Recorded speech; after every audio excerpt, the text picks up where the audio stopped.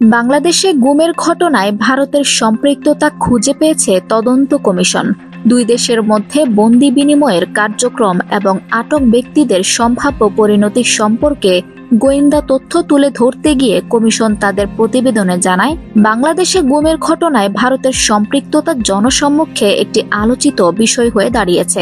সাবেক বিচারপতি মাইনুল ইসলাম চৌধুরীর নেতৃত্বাধীন 5 সদস্যের কমিশন সম্প্রতি সত্য উদ্ঘাটন শিরোনামে প্রতিবেদনটি রাজধানীর রাষ্ট্রীয় অতিথি ভবন যমুনায় প্রধান উপদেষ্টা অধ্যাপক ডক্টর মোহাম্মদ ইউনূসের কাছে হস্তান্তর করেছে। কমিশন জানিয়েছে, আইন শৃঙ্খলা রক্ষাকারী বাহিনীর মধ্যে এ বিষয়ে একটি জোরালো ইঙ্গিত রয়েছে যে কিছু বন্দী এখনও ভারতের জেলে থাকতে পারে। কমিশন জানায়, আমরা পররাষ্ট্র ও স্বরাষ্ট্র মন্ত্রণালয়কে অনুরোধ করছি যেন তারা ভারতে এখনো বন্দী অবস্থায় থাকতে পারে এমন যে কোনো বাংলাদেশি নাগরিককে খুঁজে বের করতে সাধ্যমতো চেষ্টা করে। বাংলাদেশের সীমানার বাইরে এই বিষয়টি তদন্ত করা কমিশনের এখতিয়ার বহির্ভূত কাজ। প্রতিবেদনে উল্লেখিত দুটি বহুল আলোচিত ঘটনা গুমের এই কার্যক্রম কিভাবে পরিচালিত হয়েছিল তা বোঝার জন্য গুরুত্বপূর্ণ প্রমাণ সরবরাহ করে।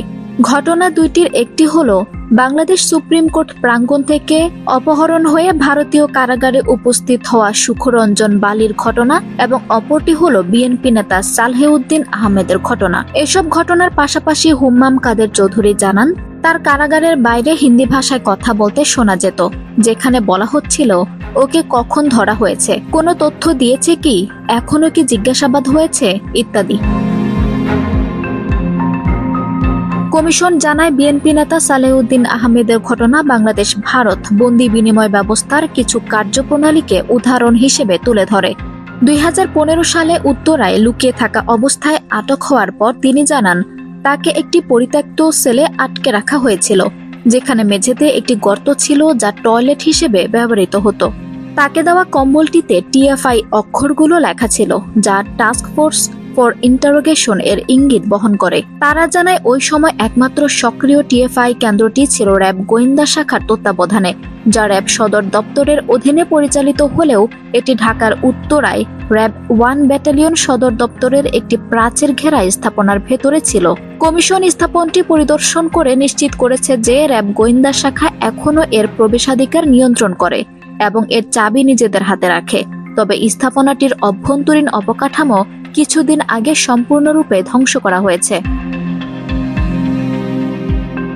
প্রতিবেদনে উল্লেখ করা হয়েছে, আমরা এখনো আরও প্রমাণের অপেক্ষায় আছি, তবে প্রাথমিকভাবে সন্দেহ করা হচ্ছে যে সালেহউদ্দিন আহমেদ বর্তমানে নষ্ট করে ফেলা সেলগুলোর একটিতে আটক ছিলেন।